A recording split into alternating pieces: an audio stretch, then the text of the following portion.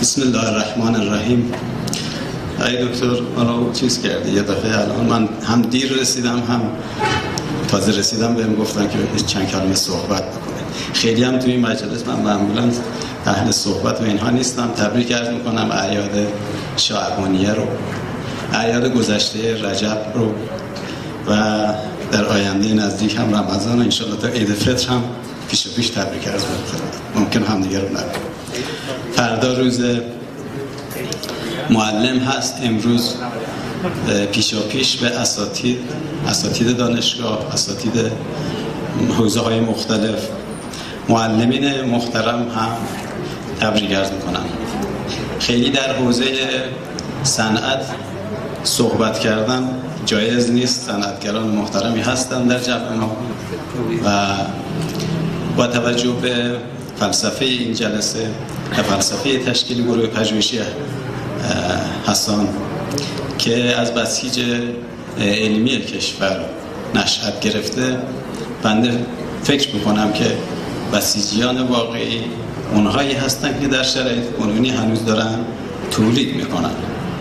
جهادگران واقعی اونهایی هستن که هنوز در شرایط فعلی کشور دارن تولید میکنن. بنابراین امسال با توجه به سنخیت نامی که برای امسال برگزیده شده، امیدوار هستیم که از تولیدگران یا به عبارت دیگر جهادگران واقعی و بسیجیان واقعی که در شأنشون به اندازه شأنشون انشاءالله دیده بشن، یاری بشن و حمایت بشن. چند جمله در مورد مقایسه وضعیت صنعت نساجی کشور خودمون با کشورهایی که این دوران رو گذراندن اجازه میخوام عرض بکنم خدمتتون. مطالعات نشون میده که کشورهای اروپایی و حالا در شرق آسیا، ژاپن، کشورهای پیشرو در زمینه صنعت نساجی و صنعت مد و لباس بودن. انگلیس و فرانسه دو تا کشور پیشرو یا به عبارت دیگر پیشروترین بودن. در مرحله بعد ایتالیا، فرانسه و حالا بعضی ژاپن رو قبول دارن، بعضی میگن ژاپن هم هنوز توی این مرحله وارد نشده. بنابراین این 4 تا کشور در کشورهای غربی و اروپایی در حوزه صنعت نساجی مد و لباس فعال بودن، به طوری که اینها سازنده مد بودن. بعد از اون کشورهای، حالا ژاپن رو هم آوردیم تو گروه دوم. گروه سوم کشورهایی مثل چین، کشورهای شرق آسیا، شرق اروپا معذرت میخوام، اینها تو مرحله بعدی هستن که اینها معمولاً الگوی طراحی مد و لباس رو از کشورهای 4 تا کشور پیشرو میگیرن.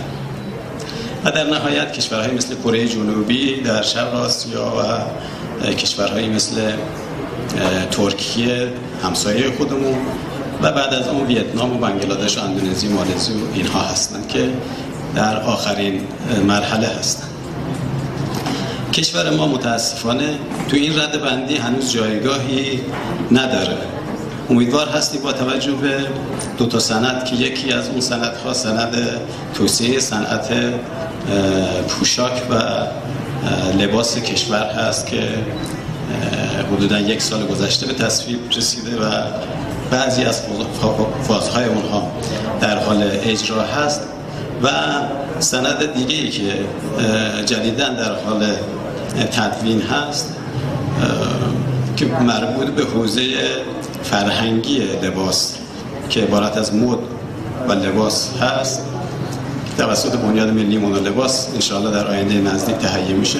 این 2 تا بدون اینکه همپوشانی و تداخلی در همدیگه ایجاد بکنه باعث بشن که توسعه مد، الگوی جدید، نه الگو گرفته از کشورهای دیگه، الگوی تعریف شده مختص کشور خودمون به عنوان یک الگوی ایرانی اسلامی انشاءالله بتونیم برای کشور به عنوان یک دستاورد بزرگ داشته باشیم. من بیشتر از این مصدق اوقات نمیشم، فقط این دو تا خبر رو خواستم عرض بکنم. یکیش که در جریان بودید، خبر دوم که سند دوم هست ان شاء الله در آینده نزدیک. الان من 1 ساعت دیر اومدم از اون جلسه مرتبط با این اومدم خدمتتون. ان شاء الله امیدوار هستیم اون سند هم آماده بشه و باعث بشه که فعالان صنعت نساجی مخصوصا حوزه مد و لباس و پوشاک بتونن با فعالیت بیشتر جای خود را در صنعت کشور و در سطح بین الملل پیدا بکنن ان شاء الله. متشکرم.